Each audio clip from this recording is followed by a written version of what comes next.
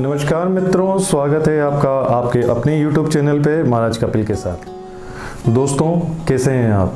कल आपने हमारे एक मित्र के लाइव भजन संध्या का आपने आनंद लिया होगा। आइए आज का हम लोग वीडियो आरंभ कर रहे हैं। आज मैं आपको एक ऐसे टॉपिक के साथ रूबरू कराने वाला हूँ जो हमारे गृहस्थ जीवन में हर किसी को कहीं ना कहीं समस्याएं आती रहती हैं। हम लोग हमारे गृहस्थ जीवन में यानी सुखी दाम्पत्य जीवन में अगर खुश रहने के उपाय अगर आपको चाहिए तो आज वो उपाय मैं आपको बता रहा हूँ। हम लोग सोचते हैं कि विवाह के बाद जो जीवन रहता है बड़ा सुखी हो जाएगा, और बहुत से लोगों के मन की अभिलाषा भी यही होती है कि हमारा जीवन सुखी हो जाए, बिना किसी कलेश के उनका जीवन सुखमय निकले। परंतु ऐसे बहुत कम लोग और बहुत भाग्यशाली लोग होते हैं जिनका जीवन ऐसे व्यतीत होता है।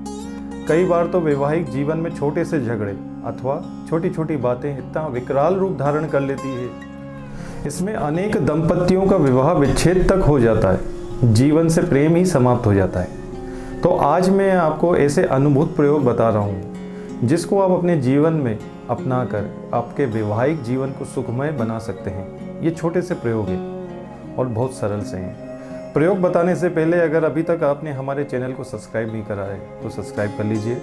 और हाँ, अगर ये प्रयोग आपको अच्छे लग रहे हैं तो कृपया करके इन प्रयोगों को ज़्यादा से ज़्यादा लोगों को शेयर करिए। आप देख ही रहे हैं कि आजकल कितने वैवाहिक संबंध छोटी छोटी बातों पर विच्छेद हो जाते हैं। तो आइए हम हमारा वीडियो आरंभ करते हैं। सबसे पहला उपाय जो मैं आपको बताने वाला हूँ बहुत सरल उपाय है।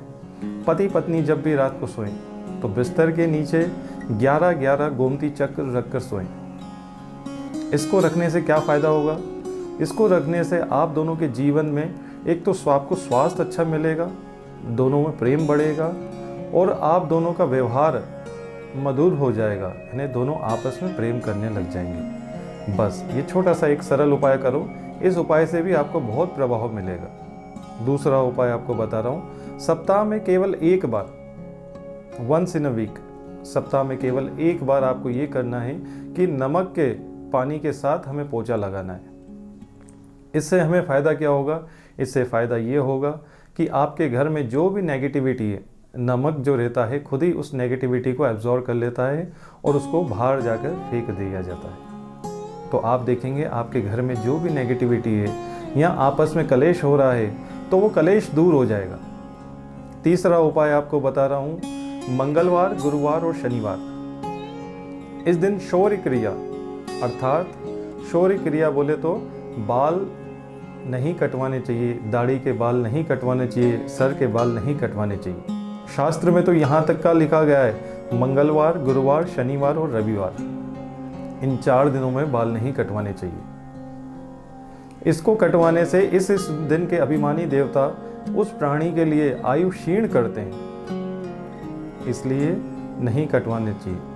चौथा उपाय जो मैं आपको बता रहा हूँ इसी के साथ में है, शनिवार, मंगलवार और गुरुवार के दिन नाखून भी नहीं काटने चाहिए।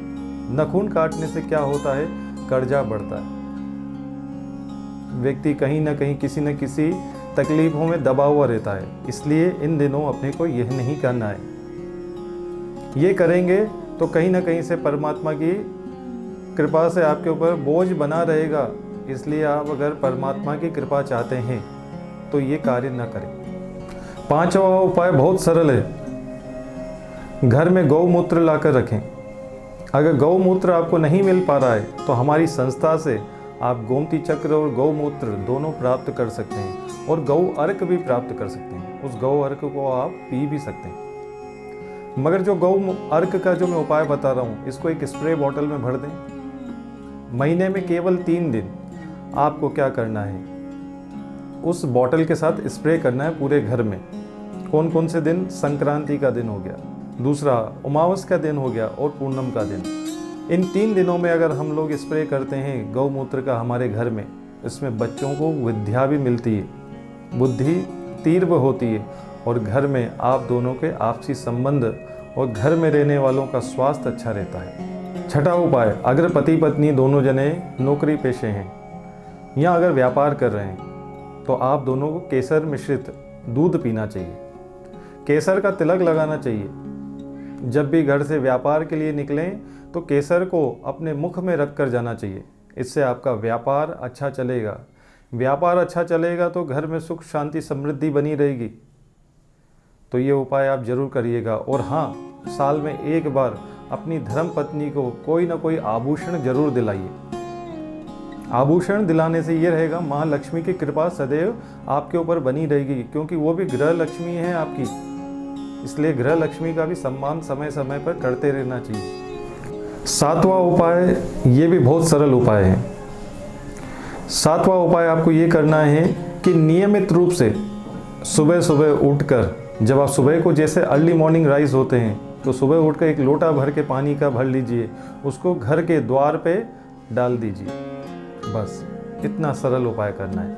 इससे क्या रहेगा, लक्ष्मी माँ की सदैव कृपा बनी रहेगी। दूसरा, जैसे ही नहा धोकर आप तैयार हो गए, पूजा करने के लिए अपने पूजन कक्ष में गए, पूजन कक्ष में आने के बाद द्वार पे हल्दी और कुमकुम के साथ स्वस्तिक या ओम का चिन्ह जरूर बनाएं।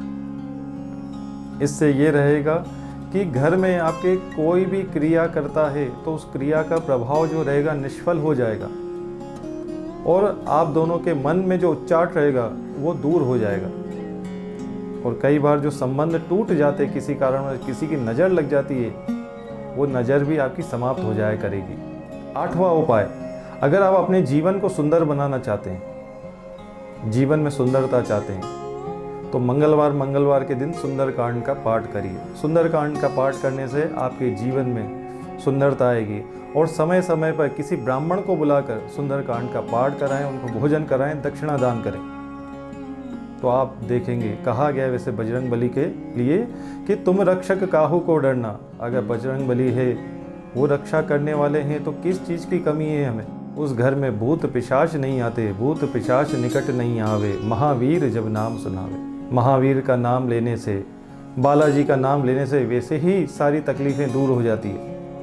तो मंगलवार के दिन सुंदरकांड का पाठ आरंभ करिए। नौवां उपाय बहुत सरल, घर में हम लोग कोई सी भी चीज़ लाते हैं, कोई सी भी वस्तु लाते हैं, फॉर एग्जाम्पल जैसे हम लोग कुछ खाने के लिए लेकर आ गए, कुछ पहनने के लिए लेकर आ गए, या कुछ आभूषण बनाकर लेकर आए, सबसे पहले भगवान को अर्पण करिए कि हे प्रभु, ये प्रसाद तुल्य हम आपका ग्रहण कर रहे हैं। आपने देखा होगा, अनुभव करा होगा, पहले घर में जब भी कोई छोटी छोटी चीज़ें आती थी, हम लोग बाकायदा उसके ऊपर स्वास्तिक बनाते थे, गाड़ी का पूजन करते थे, टीवी का पूजन करते थे। हमने तो यहाँ तक देखा है कि लोग घर में जब जिस ज़माने में टेलीफोन नया आया था, उस समय टेलीफोन की भी पूजा करते थे।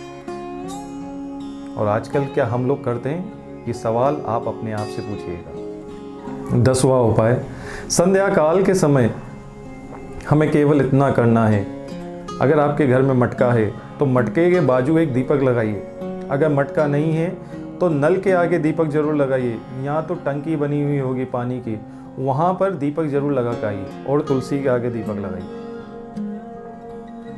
इस उपाय को करने से ये रहेगा कि देवता और पितृ सदैव आपके ऊपर प्रसन्न रहेंगे। उस घर में कभी धन धान्य की कमी नहीं आती, किसी चीज़ की टेंशन नहीं रहती। और हाँ, संध्या काल के समय अगर आप सो रहे हैं तो कृपया करके उठकर बैठ जाइए। अगर कोई बीमार व्यक्ति है तो किसी सहारे से उसको बिठा दीजिए। संध्या काल के समय सोना नहीं चाहिए। बस इतना सा उपाय करना है आपको। 11वां और अंतिम प्रयोग, जिसको करने से आपके घर में अन्न और धन में कभी दोष नहीं लगता। इस उपाय को करने से घर में जो भी हम खाना बना रहे हैं, तो पहली रोटी गाय के लिए निकालिए, आखिरी रोटी कुत्ते के लिए निकालिए, 2 थाली जो रहती है अवश्य निकालिए। एक देवताओं के लिए जो भगवान को भोग लगाई जाती है, और एक पितरों के लिए। अगर पितरों के लिए अगर हम लोग थाली नहीं निकाल पा रहे हैं तो पितरों के लिए थोड़ी थोड़ी दक्षिणा करके निकालते जाइए। जैसे ही अमावस्या आए उस दिन वो दक्षिणा जो है किसी भी ब्राह्मण को आप दान कर दीजिए। तो आप देखेंगे कि आपके घर में, जो आपके घर में अनाज बन रहा है, उस अनाज में भी कभी दोष नहीं रहेगा। जैसा खाएंगे अन्न वैसा बनेगा मन। आजकल हम लोग अन्न खाकर आपस में ही लड़ते हैं। तो आपने ये उपाय अगर करना चालू कर दिया तो आपके वैवाहिक जीवन में हमेशा खुशियां रहेंगी। ये वीडियो आपको कैसा लगा, ज़्यादा से ज़्यादा लोगों को शेयर करिए, क्योंकि क्या पता उनको इन उपायों की आवश्यकता हो। तब तक के लिए जय माता दी, जय माँ ईश्वरी, जय श्री महाकाल, ओम नमः शिवाय। आपसे फिर अगले वीडियो में मुलाकात होगी। ऐसे ही वीडियो को लाइक करते रहिए, आपका प्रेम हमें मिलता है, उसके लिए बहुत बहुत धन्यवाद आपका।